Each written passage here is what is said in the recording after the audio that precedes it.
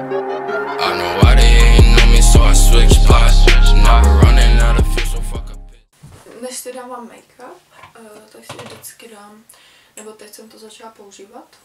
A já jsem měla takovou korupičku jako od alergie prostě. A tohle ono to je levandulové hyaluronové sérum a sklidňující.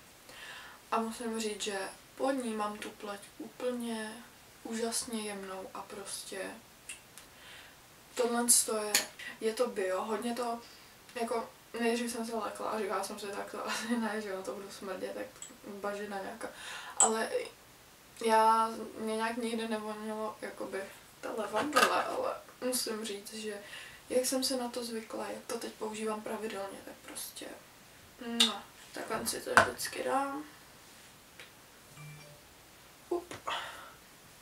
Už si mohla vypnout telefon, takhle si to nanesu. Tady máme toto. A můžeme to začít vpracovávat, protože ono to je nejdřív takový jako mokrý a pak se to jakoby lepí a úplně to udělá, mně přijde jak, i jako prostě bázi pod make-up, že to pak prostě drží a nevím, je to prostě moje go-to věc a tuhle věcičku mi dala kamoška k Vánocům, takže to používám chvilku a ještě jsem si nezjistila, co to vlastně že dělá s tím obličejem, ale je to příjemný. A vpracovávám tím to sérum, protože it works. Už je to takový vpracovaný, jo, tady. A prostě už vidíte, jak ta pleť je prostě taková zdravá, vyživená. Potom, protože je venku zima, tak si ještě dávám Niveu, abych tam dala nějakou prostě tu ochranu před tím mrazem. Například včera jsem stála 5 hodin v mrazu. Dobře, ne celých 5 hodin, ale měla jsem práci na Pražském hradě a prostě první hoďku tak jsme tam stáli a pak ještě na konci. Ale to je strašný, ta zima. A úplně jsem cítila, jak mi mrznou tváře, ale úplně jsem říkala, já potřebuji Niveu a potřebuji se namatat. Protože ten mraz je fakt vraždivý úplně. Tak.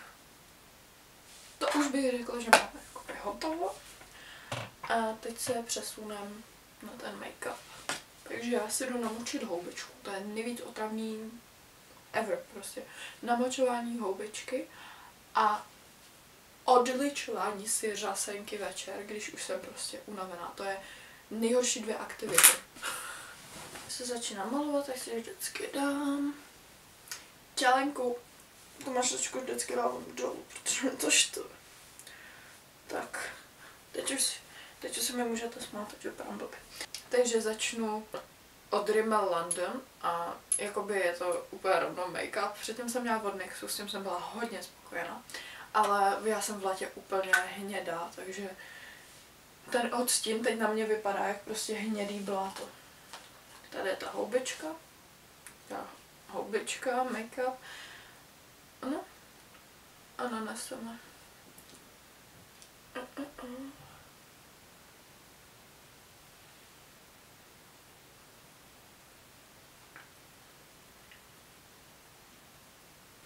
Základ make-upu.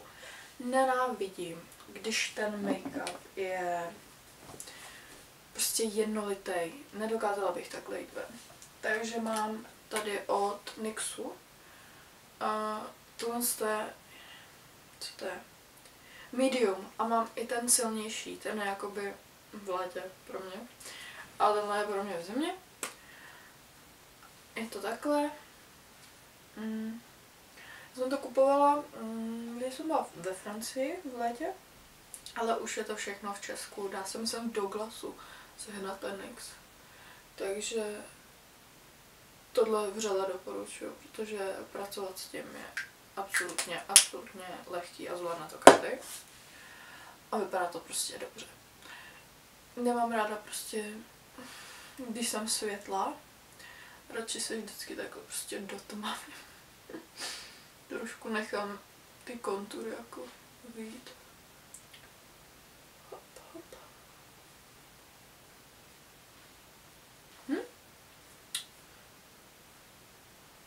think it's good. I think it's good. I think it's good. Oh.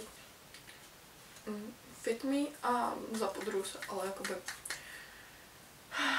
nevím moc k čemu to je, ale dobrý. A tady mám taky od NYXu Deep Magenta a Ginger. Tady je prostě pinky, úplně Barbie. A tady je taky do ruda.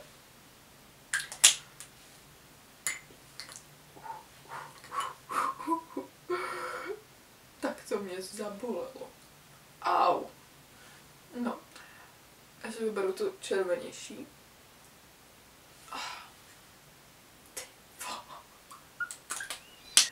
A rozbandíme to.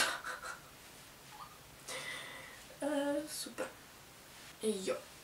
Dostalo se mi takový krásný zprávy na thread. A pan mi napsal: no videa bych točil, až budeš mít nějakou fitness figuru. Nehejtuju, jen poznámka. No, jak se k tomu vyjádřit? Mně nepřijde, že bych prostě nějak tady lidem říkala cvič jako já a budeš vypadat jako já, bude super, prostě vypadá mega dobře. Ne.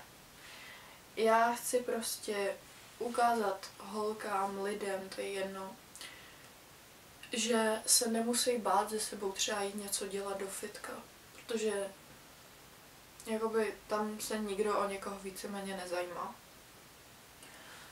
A chci jim dát tu motivaci udělat ten první krok. A to, že si pak vezmu trenéra a tak, to je v pořádku, protože já, že nejsem trenér, nic takového. Prostě cvičím tak, jak si myslím, že je to dobře a snažím se v tom nějak vyvíjet. A přijde mi právě divný někomu psát, jakože ať natáčím, až budu mít figuru, když já jakoby nechci mít figuru, já jsem spokojená tak, jako jsem. Dobrý, třeba teď přes zimu nějaký balk tady byl, nechtěný, ale prostě to je vývoj těla, nemůžu prostě vypadat furt stejně a já chci vypadat hlavně zdravě.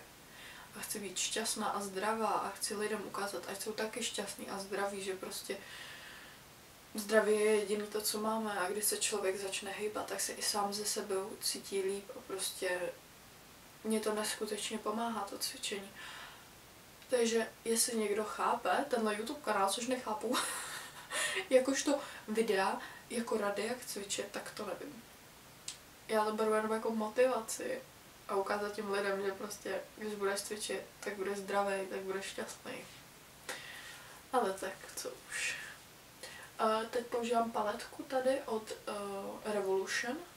Je to limitka se Shrekem. Dostala jsem ji před rokem.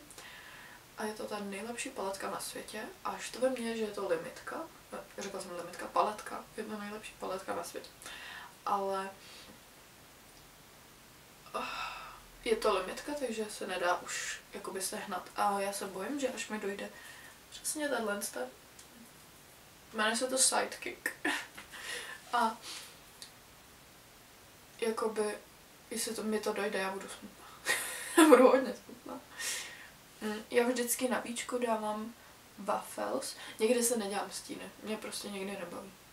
Takže si dávám jenom linky a jdu. Takže takhle, abych jako tam dala to nějaký podklad. A pak vezmu On the Edge, tu hnědou. A dám jí On the Edge. Wow.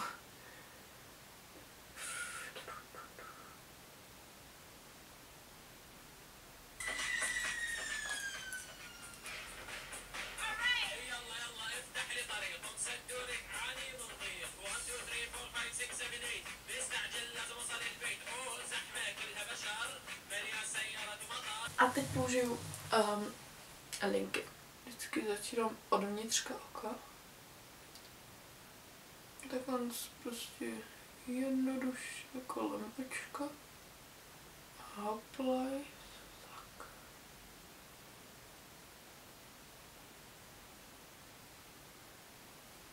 Ježiš, to je dobrý.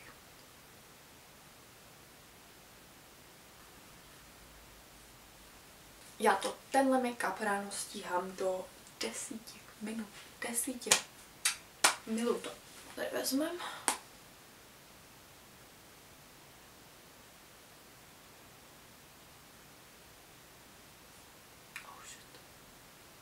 I love it. I love the shimmer, I love everything about it. Je to, miluji to prostě. To byla nejlepší investice a bylo to úplně random. Já jsem si prostě říkala před rokem na Vánoce, že pokud bych chtěla nějaký make-up.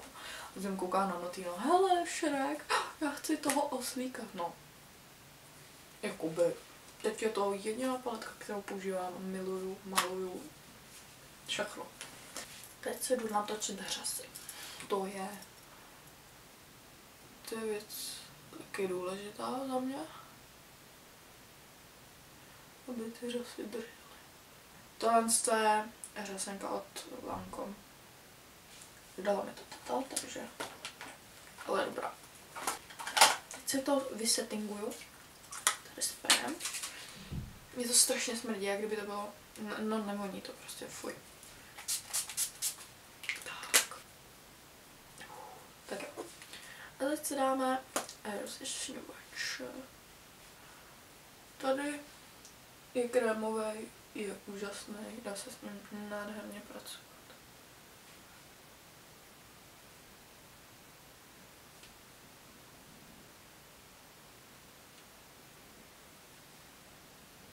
Asi nejdřív dám balzam.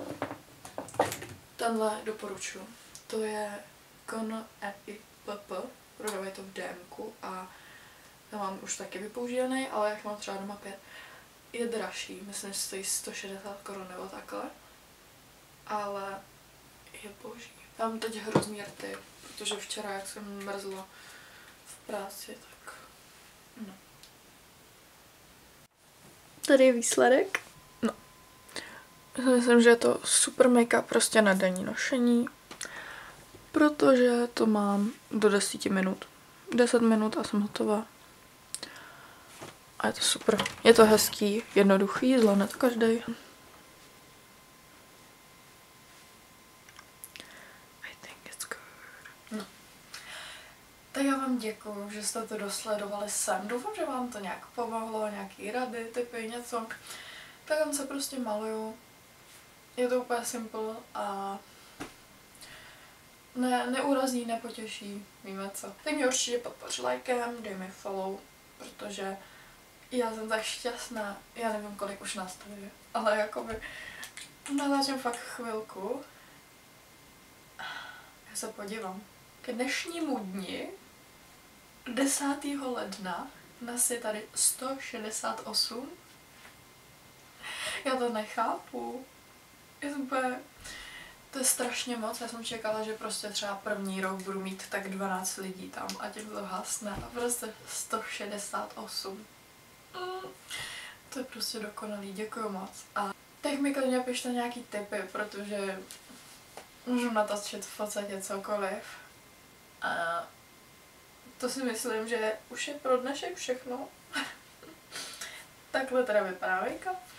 A čauky! I know why they hating on me, so I switch spots. Never